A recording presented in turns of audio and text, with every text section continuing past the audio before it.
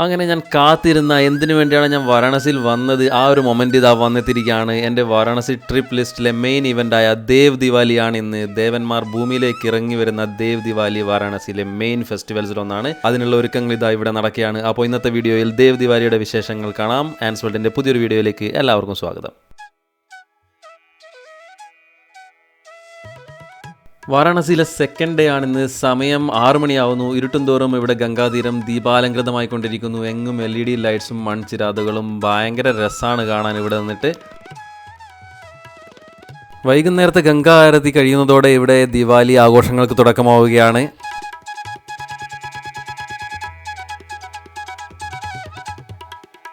ദീപാവലി കഴിഞ്ഞ് 15-ാം ദിവസം കാർത്തിക മാസത്തിലെ പൗർണമി നാളായ ഇന്നാണ് പരമശിവൻ ത്രിപുരാസുരൻ എന്ന അസുരനെ വധിച്ചിട്ട് ദേവന്മാരെ രക്ഷിച്ചത് എന്ന് പറയപ്പെടുന്നു. അപ്പോൾ അതിൻ്റെ ഒരു ആഘോഷമാണ് ഈ ഒരു ദേവ് ദിവാലി. ഇന്നത്തെ ദിവസം പരമശിവനും ദേവന്മാരും ഭൂമിയിലേക്ക് ഇറങ്ങി വരുന്നു. അവരെ സ്വീകരിക്കാൻ വേണ്ടിയാണ് ഇങ്ങനെ ആഘോഷിക്കുന്നത് എന്നാണ് പറയപ്പെടുന്നത്. വാരാണസിയിൽ ശിവരാത്രി കഴിഞ്ഞാൽ ഏറ്റവും കൂടുതൽ ആഘോഷിക്കുന്ന ഒരു ആഘോഷമാണ് ഈ ഒരു ദേവ് ദിവാലി. ഇവിടെ ഈ ഒരു ഫെസ്റ്റിവൽ അറ്റൻഡ് ചെയ്യാൻ വേണ്ടിയിട്ട് ഇന്ത്യയുടെ പല ഭാഗത്തു നിന്നും ഇഷ്ടം പോലെ ആൾക്കാർ വന്നിട്ടുണ്ട്. ഭയങ്കര തിരക്കാണ് ഇവിടെ. ഈ സമയത്ത് പുറത്ത് റൂം കിട്ടാനും ബാക്കി എല്ലാത്തിലും ഭയങ്കര ബിസിയാണ്, ഭയങ്കര റഷാണ്, ഭയങ്കര പൈസയാണ്. എവിടെ നോക്കിയാലും ലൈറ്റിങ്ങും അലങ്കാരങ്ങളും വെടിക്കെട്ടും പടക്കങ്ങളും ഒക്കെ ആയിട്ട് ഭയങ്കര ഒരു അടിപൊളി ഫീല്.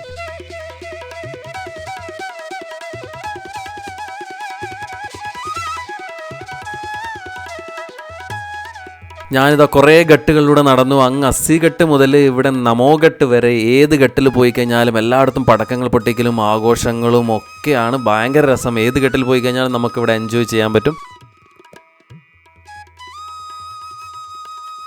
ഇവിടെ ഏതൊരു ഘട്ടുകളിൽ പോയി കഴിഞ്ഞാലും അവിടെ ആൾക്കാർ ദീപങ്ങൾ തെളിയിക്കുന്നുണ്ട്. ആർക്ക് വേണമെങ്കിലും ദീപങ്ങൾ തെളിയിക്കാം. നമുക്ക് അവിടെ ആൾക്കാർ വെക്കുന്ന ആൾക്കാരുണ്ട്, നമുക്ക് കൊണ്ടുപോയിട്ടും തെളിയിക്കാം. അങ്ങനെ എല്ലാ സ്ഥലത്തും നമുക്ക് ഇഷ്ടം പോലെ ആൾക്കാരെ കാണാം.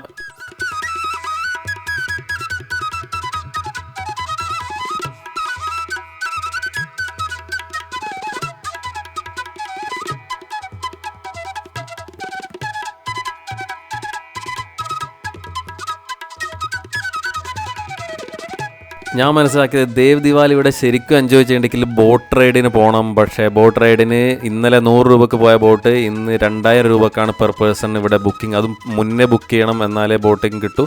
അല്ലെങ്കിൽ വലിയ പൈസ കുറച്ച് 2000 രൂപ മുതൽ 15,000 50,000 വരെ ആൾക്കാർ പറയുന്നുണ്ട് ബോട്ട് റൈഡിങ്ങിന്. അപ്പോൾ അത്രയും അടിപൊളിയാണ് ബോട്ട് റൈഡിങ് പോകാന്നുള്ളത്. പക്ഷേ അത്രയും ചിലവുണ്ട്. അതുകൊണ്ട് ഞാൻ ഈ ഘട്ടുകളിലൂടെ നടന്ന് ദേവ് ദിവാലി എൻജോയ് ചെയ്യാണ്.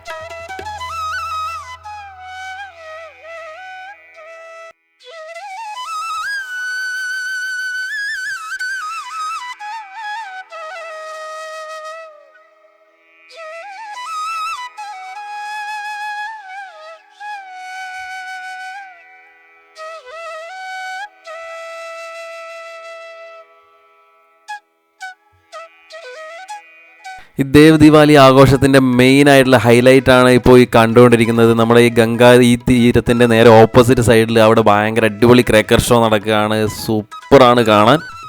ഘട്ടുകളിലൂടെ നടന്ന് കാഴ്ചകൾ കണ്ട് ഞാൻ കുറേ ദൂരത്തെത്തിപ്പോയി. അതുകൊണ്ട് തന്നെ ഈ ഒരു പ്രോഗ്രാം നല്ല വൃത്തിയിൽ അടിപൊളിയായിട്ട് കുറച്ച് അടുത്ത് നിന്ന് കാണുന്നുണ്ടായിരുന്നെങ്കിൽ ഞാൻ ശരിക്കും ദശാശ്വമേധ ഘട്ടിലോ അല്ലെങ്കിൽ നമ്മുടെ മണികർണിക ഘട്ടിലൊക്കെ പോയി നിന്നിട്ട് കാണാമായിരുന്നെങ്കിൽ നല്ല അടുത്തുനിന്ന് കാണാമായിരുന്നു. പക്ഷേ ഇതിപ്പോൾ ഞാൻ ഭയങ്കര ദൂരത്ത് നിന്നുള്ള ഒരു ഷോട്ട്സാണ് എനിക്ക് കിട്ടുന്നുള്ളൂ.